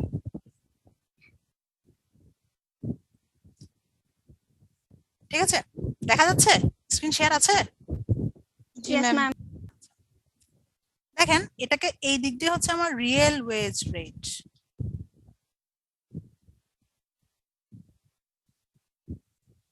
এটা ওয়াই অ্যাক্সিস, এটা এক্স অ্যাক্সিস, না? এগুলো তো আমরা জানি। ঠিক আছে, এটা হচ্ছে লেবারের ডিমান্ড কার্ভ, আর এটা হচ্ছে লেবারের সাপ্লাই কার্ভ। এন দিয়ে আমি লেবার বোঝাচ্ছি। ঠিক আছে, এন দিয়ে লেবার বোঝাচ্ছি, কে দিয়ে ক্যাপিটাল বোঝাচ্ছি। একটা ইকোনমিতে কি হয়, হয় ক্যাপিটাল ইন্টেন্সিভ অথবা লেবার ইন্টেন্সিভ। আমি ধরে নিলাম শর্ট রানে ক্যাপিটাল কোনো চেঞ্জ হয় না, শর্ট রানে সাধারণত আমরা যে ক্যাপিটাল নিয়ে যাই মার্কেটে ওই ক্যাপিটাল নিয়ে বসে থাকি, শর্ট রানের জন্য আমরা এক্সট্রা ক্যাপিটাল অ্যাড করি না, এই কারণে এটা ফিক্সড করে দিলাম। এই বারটা মানে কি ফিক্সড, এটা চেঞ্জ হবে না। তার মানে কোনটা চেঞ্জ হবে? লেবার চেঞ্জ হবে। লেবার আমি বাড়াতেও পারি কমাতেও পারি শর্ট রানের ক্ষেত্রে, কারণ লেবার চেঞ্জ করার কোনো বিষয় না, আজকে 10 জন বেশি লাগবে নিয়ে আসলাম, কালকে 10 জন কম লাগবে বাদ করে দিলাম, এরকম। কিন্তু ক্যাপিটাল একবার ঢুকালে কি ধুম করে বের করা যাবে? কোন একটা মেশিনারিজ কিনলেন, দুম করে কি বের করা যাবে? একটা মেশিনারিজ দুম করে ঢুকানো যাবে না, একটা মেশিনারিজ আপনি দুম করে বেরও করতে পারবেন না। তার মানে ক্যাপিটালের ক্ষেত্রে কিন্তু ইস্যুস গুলো আছে যে আপনি চাইলে এটা কি করতে পারবেন না, দুম করে চেঞ্জ করতে পারছেন না, চট করে চেঞ্জ করা যাচ্ছে না। তাহলে কি হচ্ছে, লেবার নিয়ে আমাকে এখানে কাজকর্ম করতে হবে। লেবার নিয়ে কাজকর্ম করতে গিয়ে দেখেন আমার একটা লেবারের ইস্যু থাকবে। যেমন এখানে আমি বলছি লেবার এমপ্লয়মেন্ট, হ্যাঁ, এক্স এক্সিসে লেবার এমপ্লয়মেন্ট, লেখা পড়া না গেলে জিজ্ঞেস করবেন, ঠিক আছে? এটা হচ্ছে লেবার এমপ্লয়মেন্ট। এক্স এক্সিসে বলছি লেবার এমপ্লয়মেন্ট, ওয়াই এক্সিসে বলছি রিয়েল ওয়েজ রেট, ঠিক আছে? আচ্ছা, ওয়েজ রেটকে সাধারণত আমরা ডব্লিউ বাই পি দিয়ে সিলেক্ট করি। ডব্লিউ হচ্ছে ওয়েজ লেভেল, পি হচ্ছে প্রাইস লেভেল। অর্থাৎ রিয়েল ওয়েজ রেটটা কি, একটু ভালো করে বুঝেন। রিয়েল ওয়েজ রেটটা কি, আমি যা ওয়েজ পাই এবং আমি যা প্রাইস পে করি, এই দুটো রেশিও হচ্ছে রিয়েল ওয়েজ রেট। অর্থাৎ আমি ওয়েজ পাই 100 টাকা, কিন্তু আমাকে প্রোডাক্ট কিনতে হচ্ছে আমাকে 50 টাকা বা 60 টাকা, তাহলে এই দুটো রেশিও হচ্ছে আমার ওয়েজ। তাহলে অ্যাকচুয়ালি রিয়েল আমার কাছে কত থাকে, বা অ্যাকচুয়ালি আমি কত টাকা খরচ করতে পারি, বা অ্যাকচুয়ালি এটা রেশিওর পরে আমি কি পাই, এটাকে বলা হচ্ছে আমার রিয়েল ওয়েজ রেট। এই রিয়েল ওয়েজ রেটটা আপনার বাড়তেও পারে, কমতে পারে। রিয়েল ওয়েজ রেটটা আমি রিয়েল ইনকাম দিয়ে বোঝাই আপনাদেরকে, তাহলে আরো ক্লিয়ার হবে। মনে করেন আপনার ইনকাম 100 টাকা, একটা প্রোডাক্টের দাম 20 টাকা, আপনি প্রোডাক্টটা কনজিউম করেন এবং যত প্রোডাক্ট আপনি কনজিউম করেন তার সবকিছু মিলে আপনি 20 টাকায় খরচ মনে করেন। তাহলে আপনি কি হচ্ছে 100 টাকা ইনকাম করেন, 20 টাকা প্রোডাক্টের পেছনে খরচ করেন, আপনার পকেটে কত টাকা? 80 টাকা। 20 টাকা। মনে করেন প্রোডাক্টের দাম বেড়ে গেছে, আপনার প্রোডাক্টের দাম বেড়ে গেছে, 20 টাকাটা চলে আসছে আপনার 40 টাকায়। এখন আপনার পকেটে কত টাকা থাকবে? 60 টাকা। 60 টাকা। 60 টাকা থাকবে। আগে থাকতো কত টাকা? 80 টাকা। 80 টাকা, এখন হচ্ছে 60 টাকা। 60 টাকা। আপনার রিয়েল ইনকাম বাড়লো না কমলো? কমলো। কমছে। কমলো ম্যাম। কমে যাচ্ছে। তার মানে আগে যত 80 টাকা থাকতো এখন 60 টাকা থাকছে, কমে যাচ্ছে। টাকার অ্যামাউন্টটা আপনার হাতে কমে যাচ্ছে। কেন? ইনকাম কি কমে গেছে? না, ইনকাম কমে নাই। অর্থাৎ ইনকাম কমলেই শুধুমাত্র আপনার হাতে টাকা কমে, বিষয়টা এরকম না। প্রাইস লেভেল চেঞ্জের কারণে আপনার হাতে টাকা বের হয়ে যাচ্ছে, রাইট? তার মানে এই যে প্রাইস লেভেল, এই প্রাইস লেভেলটা মানুষের রিয়েল ইনকামের সবচেয়ে বড় ফ্যাক্টর। এই যে আমরা বলছি মানুষের বেতন বাড়ছে, বেতন বাড়ছে, বেতন বাড়ছে, বেতন বাড়ার সাথে সাথে কিন্তু অটোমেটিক্যালি কিচেন আইটেমস গুলোর কথা বলেন বা আপনার নর্মাল যে প্রোডাক্ট গুলো আপনি কনজিউম করেন এভরিডে লাইফে, ঠিক আছে, এই প্রোডাক্ট গুলোর দাম আপনার বেড়ে যাচ্ছে, গাড়ি ভাড়া বেড়ে যাচ্ছে, কিছু একটা হলেই দেখবেন সিএনজি ভাড়া বেড়ে যায়। এবং সিএনজি আপনি উঠলে কোথাও যেতে হবে না, সিএনজিতে উঠলেই হচ্ছে 100 টাকা ভাড়া, ঠিক কিনা? তাহলে এই যে ওয়েজ রেটটা আপনার চেঞ্জ হচ্ছে, রিয়েল ইনকামটা আপনার চেঞ্জ হচ্ছে, এটার মূল কারণ কে? Price level. Price level. এই জন্য একটা ইকোনমিতে প্রাইস স্ট্যাবিলিটি খুবই ইম্পর্টেন্ট। যে প্রোডাক্টই হোক, ইকোনমির প্রাইস স্ট্যাবিলিটি খুবই ইম্পর্টেন্ট, সেটা মাইক্রো ইকোনমিক্সে বলেন আর ম্যাক্রো ইকোনমিক্সে বলেন। যে কান্ট্রিতে আপনার প্রাইস লেভেলের কোনো ঠিক ঠিকানা নাই, সেই কান্ট্রিতে আপনি কোনো ধরনের কোনো কিছু নিয়ে আপনি বসে কাজ করতে পারবেন না। প্রাইস লেভেল খুবই ইম্পর্টেন্ট এবং প্রাইস স্টেবিলিটি এমন হতে হবে এটা চট করে একেবারে গ্রাউন্ড ব্রেকিং, গ্রাউন্ড টাচিং হয়ে যাচ্ছে, হঠাৎ করে একেবারে হাইক হয়ে যাচ্ছে, এরকম হলে হবে না। এটা খুব ধীরে সুস্থে মুভ করবে, মুভ করে করে এটা স্টেবিলিটির দিকে যাবে, আবার উপরের দিকে উঠবে, আবার নিচে নামবে, আবার উপরের দিকে উঠতে উঠতে একটা জায়গায় স্টেবল হবে, নিচের দিকে নামতে নামতে একটা জায়গায় স্টেবল হবে। অর্থাৎ প্রাইসটা ওভাবেই চেঞ্জ হওয়ার কথা, ড্রাস্টিক্যালি না, ওভারনাইট না, যেটা আমাদের কান্ট্রিতে হয়, ঠিক আছে? বাজেট দিবে দিবে দিবে, জুন মাসের 1 তারিখ আস্তে আস্তে দেখবেন প্রোডাক্টের প্রাইস বাড়তেই থাকে।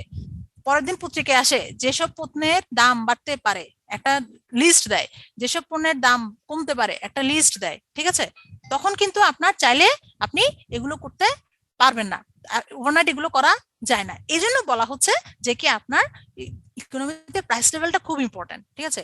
এই যে আমরা এখানে আনএমপ্লয়মেন্ট এক্সেস ডিমান্ড বলছি, কিভাবে বলছি দেখেন, এই ওয়েজ রেটে, এই রিয়েল ওয়েজ রেটে আমি এতটুকু পরিমাণ লেবারের ডিমান্ড পাচ্ছি, এতটুকু পরিমাণ লেবারের সাপ্লাই পাচ্ছি। এই পয়েন্টে থাকলে, এই পয়েন্টে আমার ND equal to NS, right?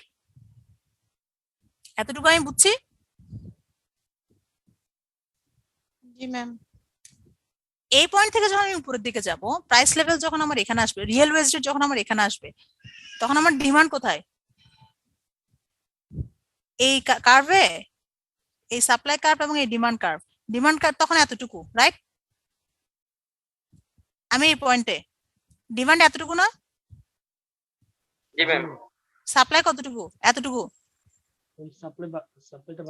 এতটুকু পর্যন্ত বেশি। সাপ্লাই এটা হচ্ছে বেশি, আনএমপ্লয়মেন্ট হবে, আনএমপ্লয়মেন্ট হবে। আর যখন আপনি এখানে আসবেন, নিচের দিকে নামেন, এই পয়েন্টে আসেন, এখানে আপনার কি বেশি? ডিমান্ড বেশি, সাপ্লাই কম। সাপ্লাই কম, ইয়েস। তখন এটাকে বলছে এক্সেস ডিমান্ড। এই যে আমি এখানে লিখেছি এক্সেস ডিমান্ড, ঠিক আছে? ক্লাসিক্যাল থিওরিদের কথা হচ্ছে এই যে এক্সেস ডিমান্ড এবং এক্সেস সাপ্লাই, বা আপনি বলছেন যে আনএমপ্লয়মেন্ট, ঠিক আছে, এইগুলো অটো অ্যাডজাস্টিং হয়ে যাবে। নিচের দিকে নামলে এটা উপরের দিকে প্রেসার দিয়ে এন ইকুয়াল টু এনএস এই পয়েন্টে চলে আসে। মনে করেন এটা একটা এ পয়েন্ট, এটাকে আমরা এ পয়েন্ট বলছি, বলছে যে এটা এ পয়েন্টে চলে আসবে, উপরের দিকে গেলে এটা আবার অটো কারেক্টিং হয়ে নিচের দিকে নেমে এ পয়েন্টে চলে আসবে। এটা হচ্ছে ক্লাসিক্যাল ইকোনমিক্সের ধারণা। উইদাউট সেভিংস এন্ড ইনভেস্টমেন্ট, এই ফিগারের মধ্যে সেভিংস এর কোনো কথা নাই, ইনভেস্টমেন্টের কোনো কথা নাই। এখানে লেবার এমপ্লয়মেন্টের কথা বলা হয়েছে, লেবারদের ডিমান্ড এবং লেবারদের সাপ্লাই নিয়ে কথা হয়েছে। Supply creates its own demand, supply যতটুকু হবে এটা অটোমেটিক্যালি ডিমান্ড ক্রিয়েট করবে, ডিমান্ড অতটুকু ক্রিয়েট করে N D equal to NS হবে। এই পয়েন্টে আপনি থাকবেন, W by P real wage rate হবে। এখানে কোনো এক্সেস ডিমান্ড নাই, এখানে কোনো আনএমপ্লয়মেন্ট নাই, এখানে কোনো সেভিংস নাই, এখানে কোনো ইনভেস্টমেন্ট নাই। ক্লিয়ার? Yes ma'am. এটা হচ্ছে একটা সিচুয়েশন, এরকম আরো দুটো সিচুয়েশন আছে, আমরা ইনশাল্লাহ আগামীকাল ক্লাসে পড়বো, ঠিক আছে? ম্যাম এরকম বলেন, এরকম কি? ম্যাম এরকম একটা কোশ্চেনের মার্ক কত থাকতে পারে, সেটার জন্য আমি 4টা গ্রাফ আঁকবো, আবার এক্সপ্লেন করব। আমি আপনাকে এখন যেগুলো পড়ালাম এতক্ষণ, এই যে এই ফিগারটা, এই যে এখন যেটা পড়ালাম এটা, এই ফিগারটা মনে করেন 2 মার্কস বা 3 মার্কস। ওকে। আবার এমনও হতে পারে এটা 5 মার্কস দিচ্ছি, তখন আপনাকে কি করতে হবে? প্রথম থেকে টেনে আনতে হবে। ওই প্রথম থেকে টেনে এনে আপনি একটু ইলাবোরেট করে ডিসকাস করবেন। আর যখন আপনাকে 2 মার্কস বা 3 মার্কস বা 2.5 এরকম দিচ্ছি, তখন আপনি ব্রিফলি ইলাবোরেট করবেন। এটা মার্কসের উপর ডিপেন্ড করে, ঠিক আছে?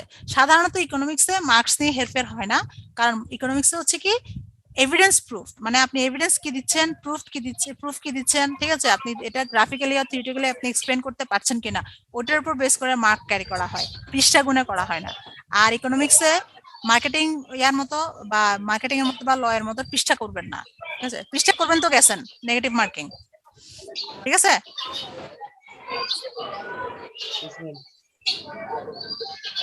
এই জিনিসটা পুরোটাই আহুজের বইতে আছে। আমি এখানে আজকে যে ফিগারটা একে আপনাকে এক্সেস ডিমান্ড এবং আনএমপ্লয়মেন্ট বুঝালাম, এটা পুরোপুরি আহুজের বই থেকে পড়িয়েছি।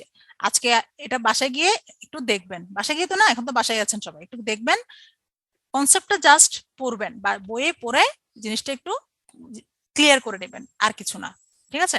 আমরা ইনশাল্লাহ আগামীকাল আবার এই টাইমে বসবো, ঠিক আছে? আগামীকাল আমি চেষ্টা করব কমপ্লিট ক্লাসিক্যাল মডেল পর্যন্ত চলে যেতে, ঠিক আছে? আরো 2টা সিচুয়েশন এবং কমপ্লিট ক্লাসিক্যাল মডেল, এই টোটাল 3টা জিনিস আগামীকাল ক্লাস কিন্তু ইনশাল্লাহ আমরা শেষ করার টার্গেট রাখবো, ঠিক আছে? Okay ma'am. ম্যাম আরেকটা জিনিস ছিল ম্যাম, আমরা তো এখনো তানভীরের উপর ডিপেন্ডেন্ট হয়ে যাচ্ছি। তানভীর যদি গুগল ক্লাসরুমে যে ক্লাসের টাইম চেঞ্জ হচ্ছে এটা বলে দিতে তাহলে ভালো হতো। মানে গুগল ওটা আমি আসলে যেটা হয়েছে, আমি ক্লাস টাইমিংটা গুগল ক্লাসরুমে দিচ্ছি না কেন, আপনাদের কথা চিন্তা করে। আমার কাছে মনে হচ্ছে গুগল ক্লাসরুমে যদি আমি ক্লাস টাইমিংটা দিই, আপনারা অনেকে ক্লাস মিস করবেন। কিন্তু ওকে দিলে যেটা হয়, ও আপনাদের ফেসবুক গ্রুপে দেয়, সবাই আপনারা ইনফর্মড হন। আপনারা যদি বলেন আমি গুগল ক্লাসরুমে দিতে পারি, আমি মানে প্রথম 3-4 ক্লাসের ক্ষেত্রে এটা মেনটেন করেছি, আজকে পর্যন্ত এটা মেনটেন করেছি। আমার কাছে কেন যেন মনে হচ্ছে এরকম দিলে পরে আপনারা বলবেন যে ম্যাডাম আমরা জানি না ক্লাস। ম্যাম তানভীরকে ইনফর্ম করাটাই সবচেয়ে বেটার আমাদের জন্য।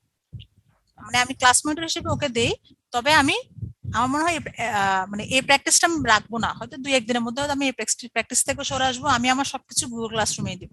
জি ম্যাম, বেটার হয় ম্যাম, সোশ্যাল মিডিয়া ভালো লাগে না। আমি এটা করলে আপনাদের কাছে অটোমেটিক্যালি এই লিংকটা আপনারা কিভাবে পান? আপনারা মেল পান না প্রত্যেক একটা? ম্যাম মেল পাই। সবাই তো মেল পান, ঠিক আছে? তাহলে দিনে অন্তত করবেন, যেদিন ক্লাসের টাইম থাকে সেদিন সকালবেলা বা দুপুরবেলা বা বিকালবেলা এরকম একবার করে আপনি ইমেলটা চেক করবেন। আর ইমেল আমার মনে হয় খুব বেশি এমবি কাটে না, আপনি নেটে চাইলে ইমেলটা কানেকশন রাখতে পারেন, ঠিক আছে? ইমেলটা ওপেন রাখেন, ঠিক আছে, সবাই চেষ্টা করেন ইমেলটা যেন 24/7 খোলা থাকে। তাহলে আপনি ইমেল পেয়ে গেলেন, ক্লাস টাইম কখন, পরে ইমেলে আপনি লিঙ্কটাও পেয়ে গেলেন, ক্লাসটা করে ফেলতে পারতেছেন। ঠিক আছে, আমি এটা প্রথম কেন দিচ্ছি, ওই চিন্তা করে কেউ পাবেন না এই চিন্তা করে আমি গুগল ক্লাসরুমে দিয়েছিলাম আর কি, তানভীরকে দিয়েছিলাম। এখন আমি এটা এমনিতে নিজে প্র্যাকটিস বন্ধ করব, আপনারা না বললেও হয়তো আমি এটা বন্ধ করতাম। ঠিক আছে, থ্যাংক ইউ। ওকে, তাহলে নেক্সট ক্লাসে আগামীকাল ইনশাল্লাহ দেখা হবে। হ্যাঁ, আল্লাহ হাফিজ। আসসালামু আলাইকুম। ওকে ম্যাম, আসসালামু আলাইকুম। ওয়ালাইকুম ম্যাম। আসসালামু